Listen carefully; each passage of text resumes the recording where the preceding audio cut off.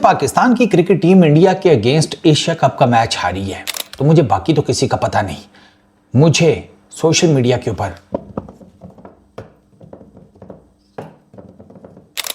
और ये जो खड़खड़ खड़खड़ कीबोर्ड्स की आपने सुनी, वर्चुअल कीबोर्ड्स की, उसमें सिर्फ एक ही बात है, फारूक भाई अब तो बाबर रिजवान के बारे में बात होनी बनती है।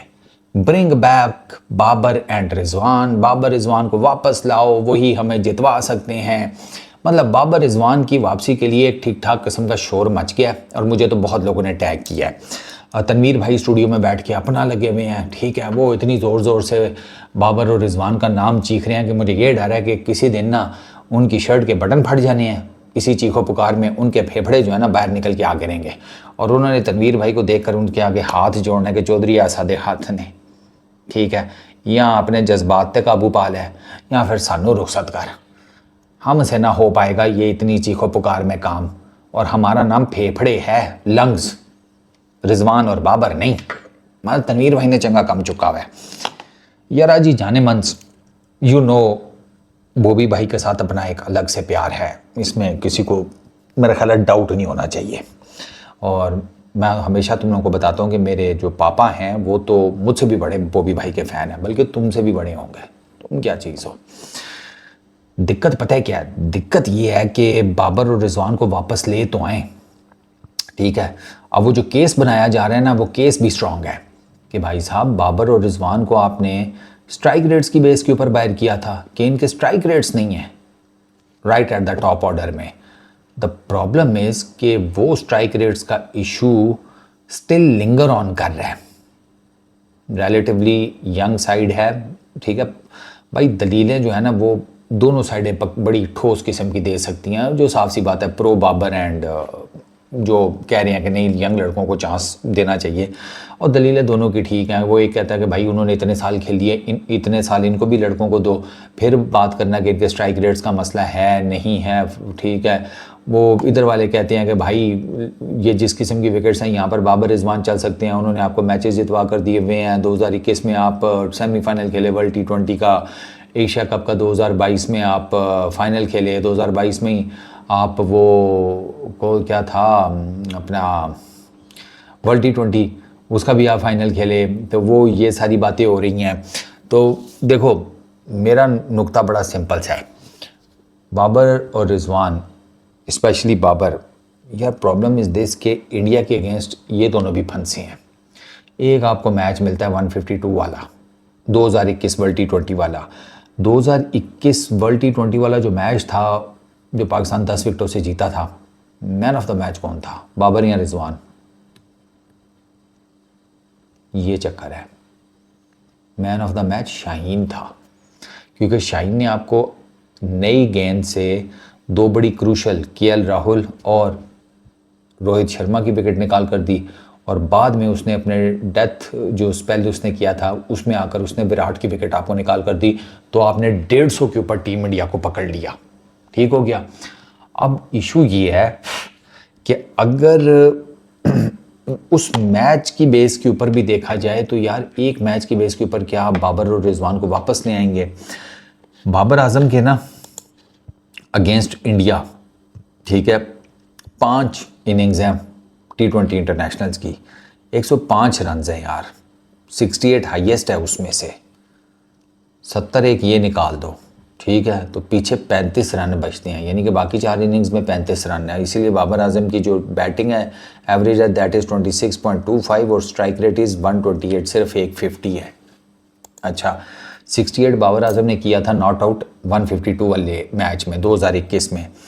उसके बाद 2022 में पाकिस्तान और इंडिया ने 3 मरतबा एक दूसरे को फेस किया and Babar fail in all 3 games, ठीक है।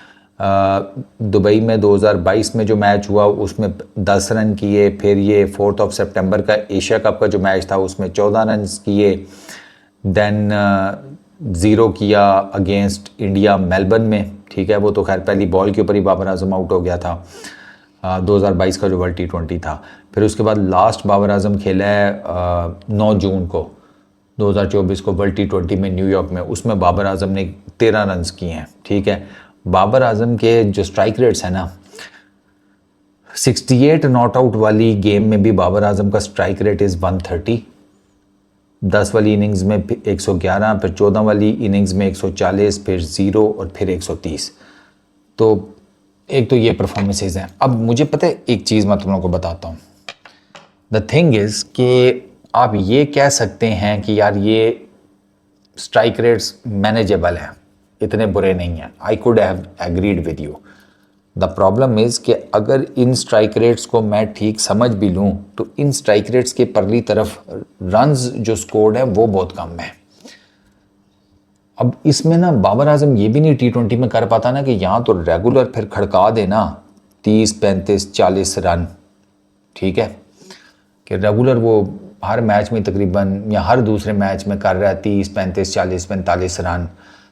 स्ट्राइक रेट उसका चले आप कर लें 130 के आसपास, तो फिर भी कोई कहानी बन सकती है। वो हो नहीं पा रहा। आप देख लें, मैंने आपको 5 मैचेस का डाटा बाबर आजम का दिया है, उसमें आप देख लें कि एक मैच में रन है 4 फेलियर्स हैं, ठीक है। रिजवान के ऊपर आते हैं। रिजवान के इंडिया की अगेंस्ट 5 ही इनिंग्स हैं, 228 रन हैं, 79 बेस्ट है, 57 की बैटिंग एवरेज है। रिजवान की 57 की बैटिंग एवरेज है। बताता हूँ कैसे। स्ट्राइक रेट 111 का है।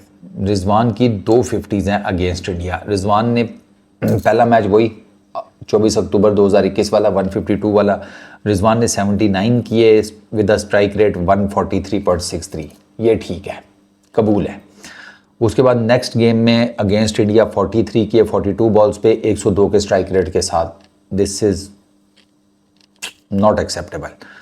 अच्छा, फिर 71 किए 51 बॉल्स के ऊपर 139 के स्ट्राइक रेट के साथ। फिर मेलबर्न में सिर्फ 4 रन किए और लास्ट T20 वर्ल्ड T20 का जो मैच था उसमें 31 रन किए थे 44 बॉल्स के ऊपर। 70 का स्ट्राइक रेट है, 70 का स्ट्राइक रेट। और रिजवान वो मैच भी फिनिश नहीं कर सके, हालांकि वो मैच रिजवान ही फिनिश कर सकता था फॉर पाकिस्तान, क्योंकि 44 गेंदें आपने खेल ली हों तो फिर आपको जब डेथ ओवर स्टार्ट होती है तो आपको मैच फिनिश करना चाहिए। रिजवान नहीं कर पाए थे। अब ये जो है ना रिजवान की एक इनिंग 71 रन की 139 के स्ट्राइक रेट के साथ, इसमें भी अगर आप जाकर देखें ना तो रिजवान ने खेली अपनी टिपिकल इनिंग्स है। रिजवान का यही है, इवन बाबर का भी यही है। ये इसमें रिजवान के जो पहले कुछ तकरीबन है ना 35 रन इस 71 रन की इनिंग में, वो आए हैं कुछ 27-28 गेंदों के ऊपर। रिजवान और बाबर का यह है कि ये टाइम लेते हैं सेटल होने में, इवन T20 में भी। अब उसमें ये डॉट बॉल्स भी खेलते हैं, सारा कुछ है। द इशू इज़ के जब ये थोड़ा बहुत मार के अपना स्ट्राइक रेट बेहतर कर लेते हैं ना 130-40 या इसके प्लस। अब हाईएस्ट स्ट्राइक रेट 143 है रिजवान का अगेंस्ट इंडिया, 150 प्लस नहीं है कुछ भी।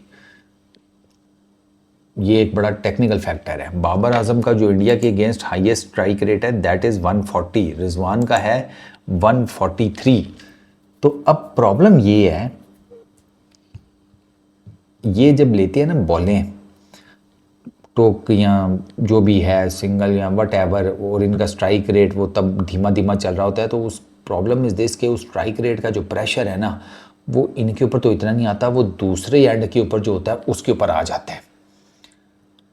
ये तो जिसे कहते हैं कि अल्टीमेटली एक सर्टन 30, 35, 40 रन की इनिंग खेलने के बाद फिर थोड़ा बहुत चौके शौके लगा कर ना अपने स्ट्राइक रेट को एक रीज़नेबल शक्ल दे लेते हैं। लेकिन उसमें नुकसान ये होता है कि उसमें वो जो आपकी टीम का एग्रीगेट है ना वो ख़राब होता है। आपकी जो बैटिंग लाइनअप दूसरी तरफ है उसको प्रॉब्लम आता है, उसके ऊपर प्रेशर आता है, वो जिसे कहते हैं फिर बड़े शॉट्स मारने के चक्कर में आउट हो जाते हैं। तो ये सारा कुछ जो है ना ये है इशू। इसी वजह से तो बाबर और रिजवान का प्रॉब्लम चल रहा है। अब चलिए आप इन सारे डाटा को भी साइड पे कर दें। Then comes the major question, आप बाबर और रिजवान को खिलाएंगे किधर अगर आप वापस लेकर आते हैं? अगर बाबर और रिजवान को आप वापस लेकर आते हैं तो simple is that, Saim, Farhan, Haris, इन 3 की पक्की छुट्टी होगी। में भी सलमान अली आगा की भी छुट्टी हो जाए फिर, क्योंकि जिस तरह की बाबर और रिजवान इनिंग्स खेलते हैं तो वो अब आगा भी टू सम एक्सटेंट उसी टाइप की इनिंग खेलता है। तो आपके पास एक ही तरह की वो जिसे कहते हैं एंकर इनिंग्स वो खेलने वाले 3 बैटर, वो भी T20 में, वो तो एक्सेप्टेबल नहीं है। फ़खर जमान किधर जाएगा, आपका पूरे का पूरा बैटिंग ऑर्डर जो है वो डिस्टर्ब हो जाएगा। क्योंकि अभी प्रॉब्लम इज़ दिस कि आप बाबर और रिजवान को वापस ले भी आए तो खिलाएंगे कहाँ पर। वन डाउन हारिस आ रहा है, पहले फ़खर आ रहा था, क्या बाबर वन डाउन आएगा तो ये दोनों किधर जाएंगे। चले इन दोनों को में से एक को आप ओपनर कर देंगे तो दो ओपनर में से एक कहाँ जाएगा, फरहान और साइम। तो आप देख रहे हैं कि आपके ना ठीक ठाक किस्म के मसाइल होंगे। आपको यहाँ तो फिर अपने दोनों ओपनर्स बाहर बैठाने पड़ेंगे और उनकी जगह पे इनको एडजस्ट करें, नीचे का बैटिंग ऑर्डर सेम रहने दें। लेकिन आपने फिर चूँकि करंटली आप ऑलराउंडर्स के ऊपर ज़्यादा डिपेंड कर रहे हैं तो साइम अयूब को आप ड्रॉप करना नहीं चाहेंगे क्योंकि वो बॉलिंग तो ठीक कर रहा है, बैटिंग तो वो बिल्कुल गंद कर रहा है, बॉलिंग अच्छी कर रहा है। तो साइम अयूब को आप ड्रॉप नहीं करना चाहेंगे। तो कोई एक प्रॉब्लम थोड़ी है। अब रिजवान आएगा wicket keeper batsman, Haris automatically बाहर जाएगा। आप एक टीम में 2 विकेट कीपर बैट्समैन खिलाएंगे, ये कहाँ पे होता है T20 में। अनलेस और अनटिल के दोनों जो हैं बहुत कुलाड़े किस्म के बैट्समैन हो, या एक बहुत कुलाड़ा किस्म का बैट्समैन हो लेकिन विकेट कीपर इतना अच्छा ना हो, दूसरा विकेट कीपर अच्छा हो लेकिन इतना कुलाड़ा बैट्समैन ना हो, ये भी प्रॉब्लम है। तो आपकी जो करंट टीम है ना, इसका पूरे का पूरा सांचा बिगड़ जाएगा। And right at top Babar और रिजवान की फॉर्म कौन सा बहुत कोई आउटस्टैंडिंग चल रही है। आप रिजवान के CPL की एक इनिंग की बेस के ऊपर या उसकी PR के इंप्रेशन में आ गए हैं कि वो बड़ा आउटस्टैंडिंग खेल रहा है। लीग्स के ऊपर इतना रिलाई मत किया करें, I am telling you. Leagues are not the parameter के जो आपको बताए कि ये बंदा या ये जो प्लेयर है वो बहुत ही आउटस्टैंडिंग किस्म का कोई बैट्समैन है T20 का। नहीं, लीग में रेलू कट्टे बॉलर भी चल जाते हैं, लीग में फुल टाइम बैटिंग विकटें होती हैं, लीग में और 100 मामलात होते हैं, आउटफील्ड बहुत फास्ट होती है। अब आप ज़रा इधर देखें दुबई में विकेट्स लगिश, स्पिनर्स पैराडाइज, आउटफील्ड स्लो, बड़ी बाउंड्रीज, ये सारे फैक्टर भी तो ज़रा जेहन में रखें ना। बाबर और रिजवान इतने रेगुलर छक्के मारने वाले बैट्समैन नहीं हैं। तो ये जो फैक्टर है ना, स्लो विकेट, ठीक है, स्पिनर्स के अगेंस्ट दोनों स्ट्रगल करते हैं, तो ये तो विकेटें हैं ही स्पिनर्स पैराडाइज हेवन। वो प्रॉब्लम, आउटफील्ड स्लो है, बाउंड्रीज बड़ी हैं, कैसे मारेंगे। तो I really don't think so कि बाबर और रिजवान भी अगर इस टीम में आ जाए ना तो हमारी कोई काया पलट जाएगी, मुझे नहीं लगता। बाबर और रिजवान उस टाइम आए ना अगर इस टीम में, या बाबर उस टाइम आए इस टीम में कि जब इस टीम का कोई एक सांचा बन गया, ये अच्छी गेम्स जीतना शुरू हुए हैं, प्रेशर वाले मैचेस जीतना शुरू हुए हैं, तो मेरा ख्याल है कि उसका बाबर को बहुत ज़्यादा फ़ायदा होगा। क्योंकि तब टीम जो है ना एक बड़ी स्टेड फास्ट कम्पेटिटिव किस्म की क्रिकेट खेल रही होगी और वो क्रिकेट बाबर को भी 4 चांद लगा देगी। अभी तो सब जिसे कहते हैं ठुस ठुसा माहौल है, इसमें बाबर आजम आगे क्या करेगा, मज़ीद ठुस ही होगा। ये मेरा केस है आपके सामने। बाकी इस वीडियो में इतनी, अपना बहुत ख्याल रखना और जाते जाते इस सवाल का जवाब दे दो फिर कि क्या करंट सरकमस्टांसेस में, करंट हालात में आप चाहते हैं कि बाबर और रिजवान को टीम में वापस लाया जाए या नहीं। कमेंट सेक्शन में अपना जवाब ज़रूर बताना। Peace out.